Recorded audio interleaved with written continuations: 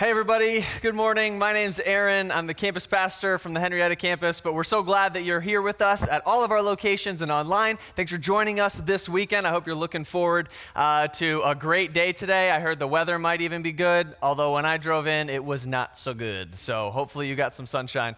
But hey, you guys know what the phrase or the term the GOAT is, right? Have you heard of that? It means the greatest of all time. It's an acronym. Well, and people love talking about like, what is or who is the GOAT? Okay, they're always talking about like who's the GOAT quarterback, or is LeBron the GOAT, or which musician is the GOAT, or whatever. People are always debating this. They always have super strong opinions, and it's kind of fun to like get people angry about it. Anyway, that's another conversation. But I think, it's kind of fun to think about who might be the greatest of all time. Every area, arena of life probably has a GOAT. And I think if there's somebody who's in the running to potentially have been the greatest of all time at a particular task, they are probably somebody that we should want to learn from, right? They might have some tips or tricks that we could benefit from, whether it's leadership or sports, whatever your thing is. I don't know if it's sleep training infants. You can tell what stage of life I'm in. Or exercise, or the stage of life I'm not in, whatever. We go to the source and try to learn from the best. I'm trying to get better at woodworking, so I watch a bunch of YouTube videos because there's some of the best woodworkers are putting out content on how to get better, so I like to learn from them. All young quarterbacks, man, they watch film of Tom Brady because he's the GOAT. And no, nothing? No, it's just nothing? Okay. No, it's fine. No, it's fine. No, it's just fine. It's fine. It's fine. No, it's fine. No, I mean, seriously, it's fine. It's fine. It's fine. No, but anyway, he's in some people's opinion, the greatest of all time at his position, so people want to learn from him. But at the end of the day, this series is actually all about one of the GOATs of Christianity. Because Paul is the GOAT of spreading the message of Jesus. Like, he was unbelievable at this. Paul, or Saul, he's got two names. He'll be called by both throughout this series. He was an early church leader who was the best, the greatest of all time about telling the world about Jesus. He traveled all over the world. 50 plus cities are mentioned in the New Testament alone. He wrote 13, possibly 14 of the books in the New Testament. I mean, honestly, probably everything you know about Christianity, if it didn't come from Jesus, it probably came from Paul. And I'm not like bashing the other early church leaders. I'm just saying like nobody did more traveling or writing or really anything than Paul. He was God's chosen instrument to get this movement going global. He's the GOAT. So if you want to learn from those who are the best in any area, I think that we're going to have to learn from Paul. And if we're going to have to learn from him, I think we're going to have to find out a little bit more about how he did his thing, if we're going to learn. But you might be thinking, okay, why? Right? I mean, I'm not planning to become a missionary, so why do I need to be learning from Paul? And I would say, first of all, you're wrong about that, but we'll talk about that in just a minute. But the other thing that I think should motivate us to want to learn from Paul and follow his example is he literally told us to, okay? So in 1 Corinthians 11:1, it says this is Paul writing, "Follow my example as I follow the example of Christ." Paul literally told us to copy him. So if you're the kind of person who just prefers that somebody shoot straight with you, there it is. You should do it because Paul said that you should do it. He is a man worth learning from. Let me think about this for a second. At first, Paul was famous for pushing people away from Jesus as hard as he could. And then, to everyone's surprise, he became one of the biggest influencers toward Jesus ever. All right, this would be like a super famous musician, like, I don't know, like a rapper or something, who was maybe known for being kind of vulgar and maybe blasphemous, like placing their faith in Christ. I'm just hypothetically. And then producing like Christian music, for instance. That'd be kind of crazy, right? If that sort of a thing happened. Have you guys heard of Kanye? Okay. I would assume for said hypothetical artists that it would be very difficult at first, right? I mean, they don't fit in either world. Christians are going to be super skeptical, right? People he used to hang out with are going to be like really confused, like what in the world is going on right now? But somebody that influential, if they made a change that big, I mean, that could end up being a pretty big deal, right? You right? Yeah. If you Google Kanye, if you don't know what I'm talking about, right? But this is not our main point today, but I just got to say, if you're having a hard time believing Kanye, that he's legit, I get that. If you're having a hard time believing him, because he used to say bad words in his songs. Imagine what the early Christians felt like accepting a guy as one of their leaders who used to kill them. Okay? I recognize that it's not the same, but I think that this moment with Kanye West gives us something to consider as Christians of the gravity of Paul's change, how skeptical some Christians might be feeling right now, understandably. How crazy would it have been for Paul? Anyway, probably going to come up on the podcast this week. All right, anyway. But Paul overcame those odds, all right? God used him, and Paul is worth copying. So where do we start? All right, what can we learn that would change the way that we do things today? Now, obviously, we cannot possibly cover every single thing about Paul's life in any one day. That's crazy.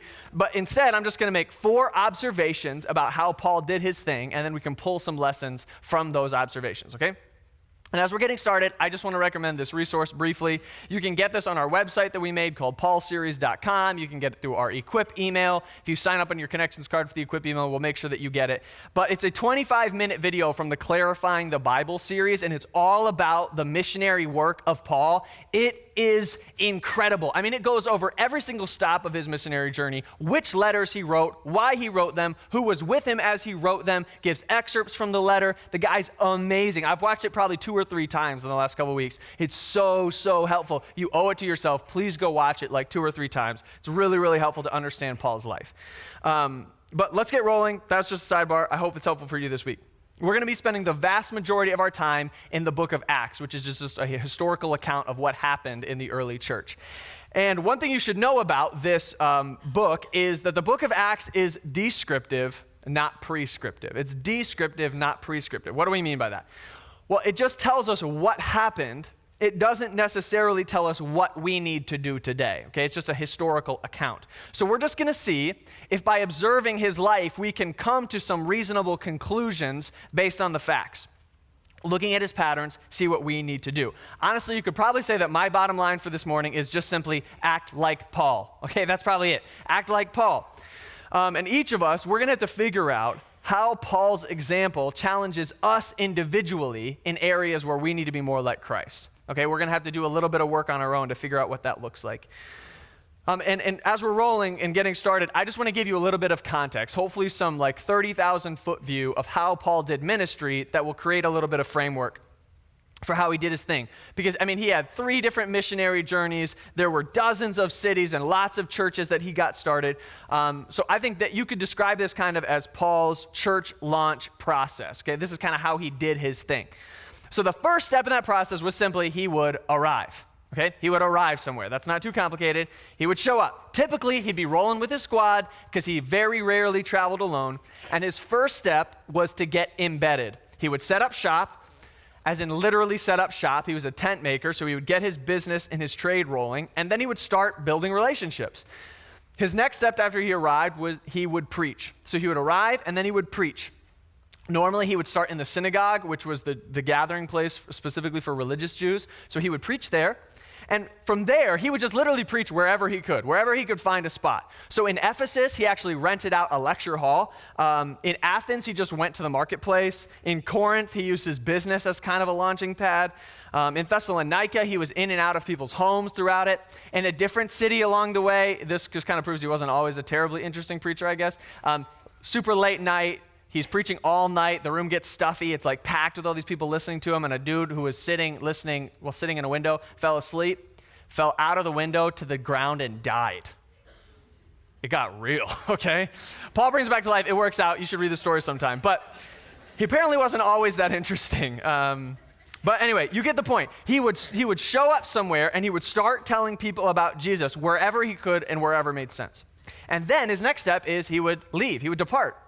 And sometimes this was really hard for him. Like everyone's weeping and wishing he didn't have to go. Other times he was very happy to be moving on. And sometimes God literally commanded him to leave. Other times he just felt like it was the right thing to do. But he would leave for the next opportunity. But what was cool is that he would always end up circling back. So that's the final step. He would depart, but then he would circle back. And he'd just like check in on him, see how things are going. He couldn't always do this in person, and obviously there wasn't like Skype, so he had to write letters. And the letters that he wrote in order to circle back with his friends are what make up most of the New Testament, is him just checking in, correcting their problems, answering their questions. And that's how he checked in to see how things were going as they were trying to get started. So that's how Paul kind of did his thing. He would arrive, preach, depart, and circle back. And everything we're going to talk about today, everything pattern he has, fits somewhere within that framework.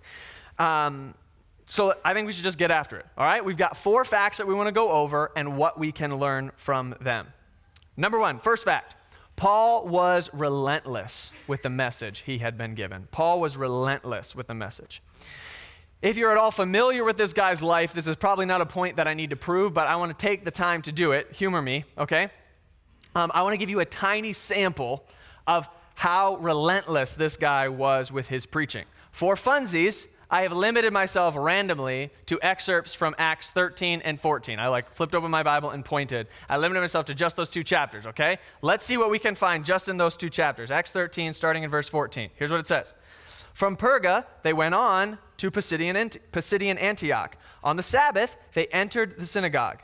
Standing up, Paul motioned with his hands and said, "Fellow Israelites, and you Gentiles who worship God, listen to me." And he goes off and he preaches. A few verses later, verse 44, on the next Sabbath, almost the whole city gathered to hear the word of the Lord. And Paul and Barnabas answered them boldly. More preaching. A few verses later, in a different city, Acts 14, verse 1, at Iconium, Paul and Barnabas went as usual into the Jewish synagogue. They spent considerable time there, speaking boldly for the Lord. So much speaking. Different city, Acts 14, verse 8, in Lystra, they listened to Paul as he was speaking. And another city, verse 20, the next day he and Barnabas left for Derbe. They preached the gospel in that city and won a large number of disciples.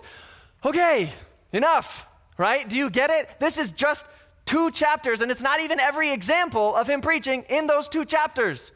This is insane. And this is the pace at which this guy works for the whole rest of his life. Nothing stops this guy. What I didn't mention in those 2 chapters, just those stories that I was reading, in those 2 chapters alone, he's confronted by a sorcerer. He is verbally abused by various leaders. He's forcibly removed from a whole region. Some dudes try to stone him and fail. Another group of people succeed in stoning him, but he wasn't all the way dead. He was just mostly dead. And so he got up and kept preaching. He's relentless. So what should we learn? What should we learn from this? I'm not going to lie. What we should learn is probably kind of obvious. Because I would suggest that most of us are not on the verge of being accused of being overly relentless with pursuing our friends and family who are far from God. I would just guess. And I'm not pretending at all that I am immune to this, but let me prove it to you a little bit. Every year, our church takes a survey on a Sunday morning. We hand it out. If you've been around, you've maybe taken this, and we just kind of get a sense of where our church is anonymously, how people are doing on various spiritual fronts, and try to get a sense of who God is bringing us to be able to serve. And the data from that survey shows us a lot of different things, but we have a question about how often people are inviting people to church. Okay, not how often they're preaching the gospel, not how many times they led someone to faith in the last year. I'm talking about how often over the last year they've handed someone an invite card, okay? That's the nature of the question. Here's what the numbers say. 51%, half of the people on a Sunday morning have invited 1 or 2 people. Okay, that's half. And then 1/3 have invited 3 people or more. So half have invited 1 or 2 people, 1/3 have invited 3 people or more. Now guys, that's pretty great. Honestly, we're pretty thrilled with that. 85% of the people who come to our church on a given Sunday morning, they come because someone invited them. So we honestly feel pretty good about that. But I want us to pause and actually think about that for a second. 1/3 of our church has invited 3 people or more. Half of our church has invited maybe 1, maybe 2, which means that 17% of our church has invited precisely 0 people. The invite cards are languishing away in their wallet or purse. And guys, I promise, I'm not trying to be a jerk, okay? I recognize our situation is not the same as Paul's. But there's a part of me that genuinely wonders, should we as a church be excited about the fact that 1/3 of our church has handed an invite card to 3 people? 3 people. Guys, in 1 chapter, Paul preaches on almost that many continents. And we're excited about 3 invite cards? I mean, is it possible that our standards are incredibly low? Have we watered down living a life on mission to 1 invite card every 4 months in a best case scenario? And believe me, look, I'm no Paul, okay? My numbers are not where they should be. I'm not trying to make us all feel guilty. I am just saying, though, Paul's unstoppable nature should challenge us. I think we have room, probably, to be a little more ambitious with our sharing of the message of Jesus. We can't get stuck in the invest phase of pray, invest, and invite, okay? That's a progression. It's going somewhere. So here's the question I think for us to think about or to learn. What would it look like for me to prioritize a pi squared life in my schedule? I'm not saying to compartmentalize it. I mean to prioritize it to the point that it actually gets on the schedule. What would it tangibly look like to set aside days, moments, whole weekends to be investing in people and to making real invites to their next step in faith, whether that's to church or maybe to faith in Jesus? And I don't know what it looks like. I think we need to talk about this in our community groups this week. Let's get real tangible about what it looked like to be prioritizing this over other things. So that's the first fact. Let's keep moving. Fact number 2, Paul left behind a trail of effective leaders, a trail of effective leaders. There are lots of examples of this because, like I said, Paul rarely did his life alone. But let's check some out. We're going to be, in this next passage, we're reading about how Paul is circling back to some of the churches that he's already visited and started kind of a church role in. So Acts 14, verse 21, it says this: Then they returned to Lystra, Iconium, and Antioch. So he's circling back. He's already been to these cities. He's going back to them and appointed leaders for them in every church, and with prayer and fasting committed them to the Lord. Okay, so you see what he's doing here? He's already visited, he's coming back, and he's leaving leaders behind to make sure that things are going okay in these churches that he's already gotten started. And then in a letter to a young pastor friend named Titus, he wrote this. He said, "The reason I left you in Crete was that you might put in order what was left unfinished, and to appoint elders in every town as I directed you." So the whole reason he left him in Crete was to multiply his leadership. Paul appointed Titus. Titus appointed leaders behind him. Okay, that is leadership multiplication in a nutshell. And probably my favorite example of this is a couple named Aquila and Priscilla. Priscilla and Aquila. They were a couple that Paul met during his time in Corinth. This couple and Paul, they worked in the same trade, and so they hit it off really well with him. And Paul just pours his life into these people. He's training them, he's teaching them all the time, but almost none of this training or teaching happens in a classroom. Okay, it happens while they were at work making tents together. So he's training some people that turn out to be extraordinary leaders while they're just doing ordinary things. And one of the coolest stories of leadership multiplication, it involves this couple, but I'm going to go into detail this week in the podcast. If you haven't been listening to our podcast, I would encourage you to check it out. It's just a way to dive a little deeper into Sunday's message, and Drew and I get to be a part of that conversation. We're going to go into more of those details. But Paul trained this couple so well that they were able to, without Paul around, correct and redirect a young guy who turns out to be one of the most influential speakers and leaders in the early church movement. And Paul was nowhere near them when this happened. But his influence was felt because of the fact that he had trained others to do ministry. I just think this is so profound for us. Paul knew he couldn't be everywhere at once. He knew he wasn't going to live forever. So he prioritized the churches, having someone to be there to lead after he was gone. He came up with a job description for a pastor. That's in 1 Timothy 3. He came up with a character profile for what a pastor should be in Titus chapter 1.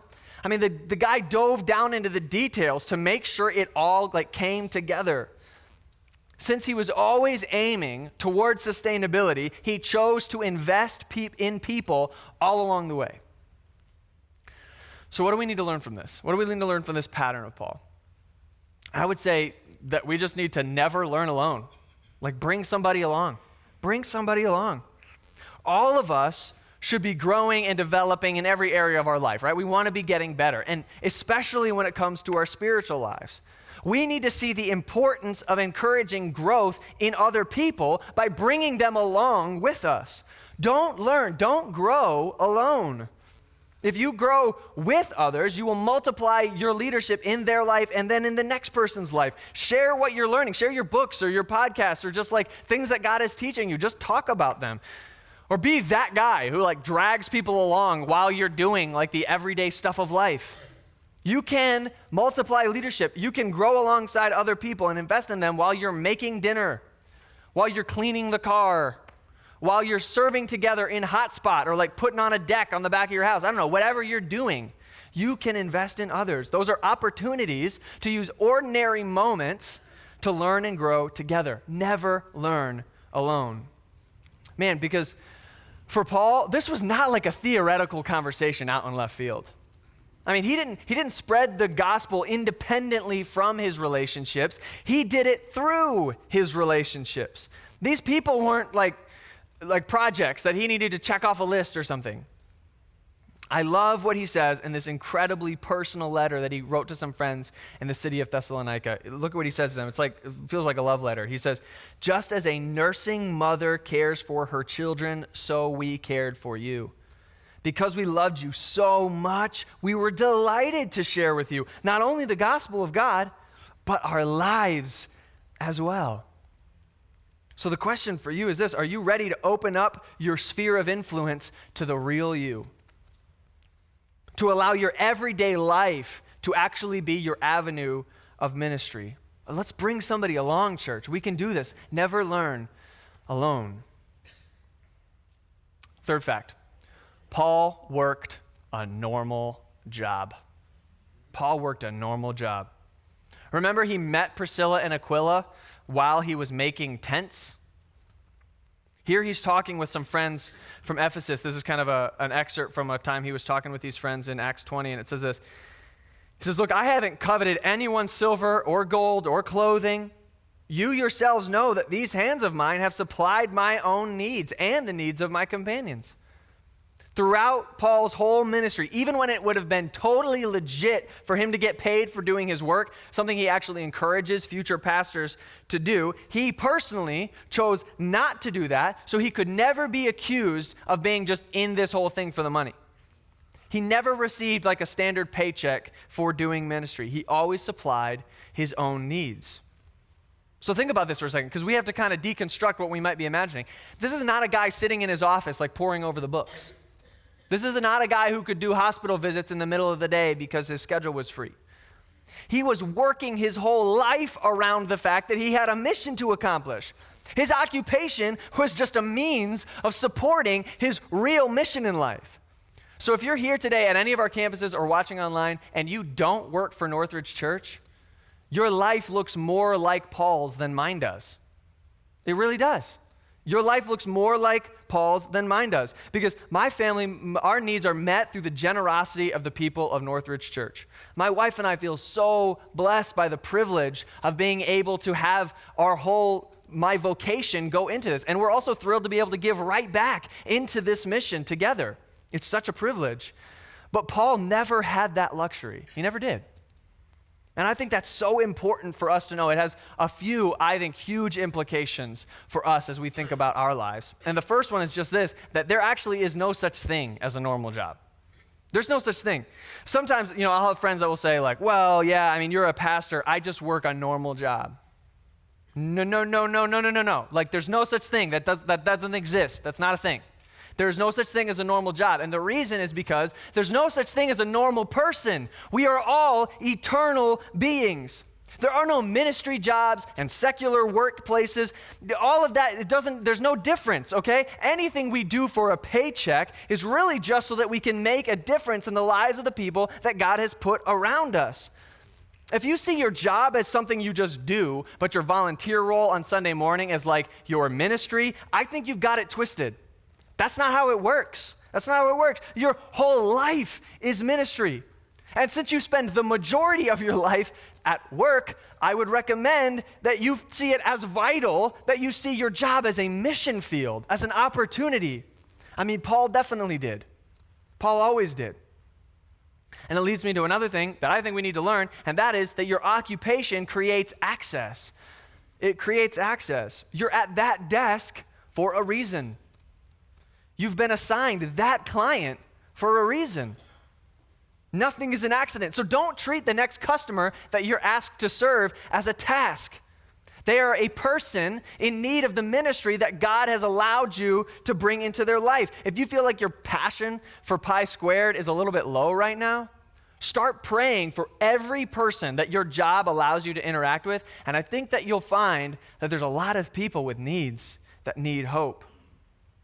And look, I think it's really cool that our church has full-time staff. I mean, goodness, it's a luxury and it's amazing. But the people who call Northridge Church their church home and do not work here have access to places that our staff could never have access to, ever. I mean, I would get laughed out of the door of a lot of the places that our people work. It would never get, it's crazy. I wrote down a bunch of jobs that people at our church have, and I'm going to read them here. It's a long list, but hold on, people, because I think it's important for us to understand. This is just, honestly, it's a tiny list compared to what it could be. We've got writers. We've got reporters, we've got politicians and activists and police officers and doctors and department heads and professors and plumbers and nurses and builders and neighborhood watch captains and book club attendees and soccer moms and masons and mechanics and attorneys and retirees and accountants and sanitation workers and teachers and administrators. I mean, guys, do you realize the web of influence that God has given us over this city? Are you kidding me? I mean, imagine for a second, if every single person that I just mentioned and the hundreds of other jobs that I couldn't even think of or don't know about were to see their occupation as an opportunity to infiltrate enemy territory with the message of the gospel. Can you imagine the way that God could use these people to change our region? Paul made tents and he flipped the world upside down. What could we do with an army like ours in a city like ours? Your occupation gives you access, and church, don't you dare waste it. Use it. As a side note, I think another lesson that we learn from this with Paul is just this. Don't ever be accused of laziness. Don't ever be accused of laziness. Man, in the workplace as a Christ follower, be accused of, almost anything else except for laziness. I beg of you, please. There's no room for laziness in Christianity. Paul said it this way, again, as he was writing to some friends. When laziness came up, he wrote, hey, for even when we were with you, we gave you this rule. The one who is unwilling to work shall not eat. And again, he's speaking to the Christian community here. He's saying, look, Christians, if you're unwilling to work, you shouldn't eat. We hear that some among you are idle and disruptive. It's like, what? They're not busy. They're busybodies. Such people we command and urge in the Lord Jesus Christ, this is getting serious, to settle down and earn the food they eat. As for you, brothers and sisters, never tire of doing what is good.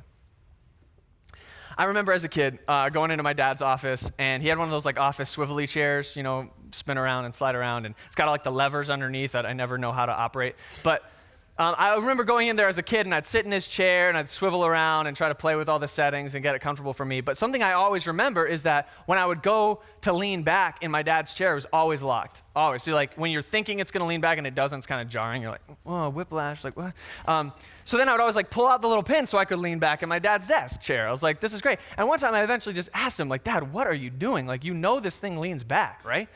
Why is this always locked so that you can't lean back? And he's like, well, get out of the chair. And I got out and he sat down. He's like, son, working, relaxing, working, relaxing.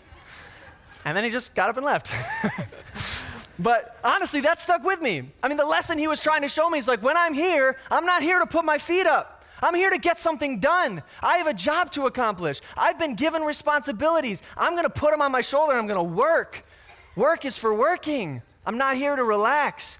And man, Christians should never be accused of laziness, ever, please. Paul would never have been, that would never been a viable excuse against Paul's leadership. Paul worked hard, and I think we should too. The final fact that I think we can learn from him is just that Paul wasn't perfect. Paul wasn't perfect. Man, it'd be easy to believe with all the lessons we're learning about his life, and man, we got weeks to go still in this series, that he was just like the perfect guy who handled everything well, never made any mistakes. That's just not true. One example of this was in his relationship with a guy whose name is John Mark.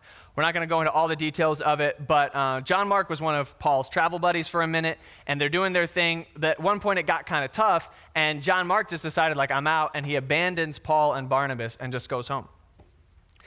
But later on, Barnabas down the road is like, hey, let's give this guy a second chance. Let's get him back on the team. But Paul is not having it, okay?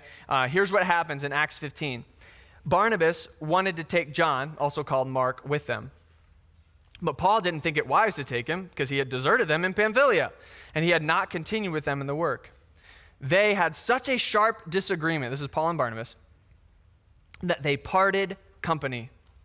Barnabas took Mark and sailed for Cyprus, but Paul chose Silas and left.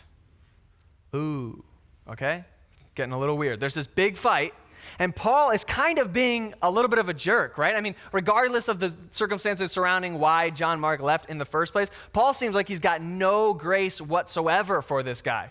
I mean, he even hurts his friendship with Barnabas over how adamantly he doesn't think John Mark should be included. But then, get this, in the very last recorded letter from Paul's life, here's what he wrote to his friend Timothy. He says this, get Mark, that's John Mark, get him and bring him with you because he's helpful to me in my ministry. He's helpful to me. Think about it. Paul blew up his friendship with Barnabas back in the day because of how worthless he thought John Mark was, only to turn around and at the end of his life say, hey, make sure you bring him with me. He's useful to me. Paul was a guy who made mistakes, a guy who definitely would have appreciated a do-over every now and again. And honestly, he would be the first person to tell you that he was not perfect, that he made mistakes. He talked about that all the time in his writing. In fact, he compares his own mistakes and weaknesses and fragility to being like a jar, like a clay jar. And he's like, look, I am fragile, I'm broken, I'm imperfect. You can see all the ways that I'm flawed. But inside of this jar is a priceless treasure, the message of the gospel. And he told his friends, like, look, I'm broken, I'm doing this wrong, I'm messed up, I got flaws, I got a past like you wouldn't believe. But inside of this broken vessel is a message that has to be shared. And yeah, I'm not the greatest vehicle for it, but God's called me to it, so I'm just giving it my best. But this message inside is priceless. It's absolutely a treasure, one that God has given to us that we must spread despite our imperfections and our brokenness. I mean, this is what he says in his letter to his friends in Corinth. He said, hey, but we have this treasure, that's the message of the gospel, in jars of clay, to show, to prove, to demonstrate that the all-surpassing power, it's from God. It's not from us. Nobody's impressed with this jar of clay. It's flawed, it's fragile, it's not gonna ever be impressive. But inside of it is the all-surpassing power of the message of the gospel. I think that's all of us as well, that we are fragile, breakable, imperfect containers for a message of the gospel that is priceless. Paul would actually probably be embarrassed to find out that we're teaching about his life because he knew he wasn't perfect. He was saying, look, don't be impressed with what I'm doing. Be impressed with the message of the gospel.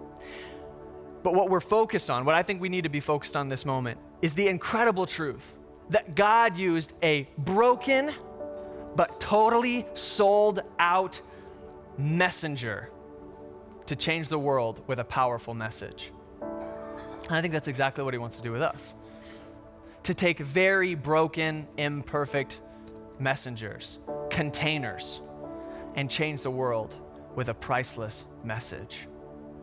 I mean, goodness, we're gonna get this real wrong sometimes, right? I mean, sometimes we're gonna be way too overeager and we're gonna freak somebody out. And sometimes God's gonna give us opportunity after opportunity after opportunity, and we're never gonna get around to saying anything. And we're gonna spend whole phases of our career zoned out to the people that are around us because we're all about the dollar bills. And we're gonna spend seasons of our life in laziness and selfishness and self-focus and not making a difference in other people's lives. And we're gonna have so many opportunities to do what God has called us to do, and we're gonna blow it because we are all jars of clay. We're fragile, we're breakable, but the message is the treasure. And we have to recognize that the surpassing power comes from God. It doesn't come from us. And when we see Paul as not a perfect image of how it must be done, even though we might think of him as the GOAT, he's an imperfect picture of what it could be. Instead, we focus on the message that Christ died for our sins and was buried, and that he rose again on the third day, according to the scriptures. The message of Christ crucified that Paul was obsessed with, that's the message that we've been given. And that is our opportunity, because that is where the power comes from. Let's pray. Lord, thank you for the message of the gospel. Thank you that despite our really bad attempts at sharing it, or total lack of attempts at sharing it, you still use us. We don't have to be overly impressed with ourselves, because there's not a lot to be impressed about, but we get to be amazed at this all-surpassing power coming from you in the message of your gospel. I pray that we would live that and mean that today. In Christ's name, amen.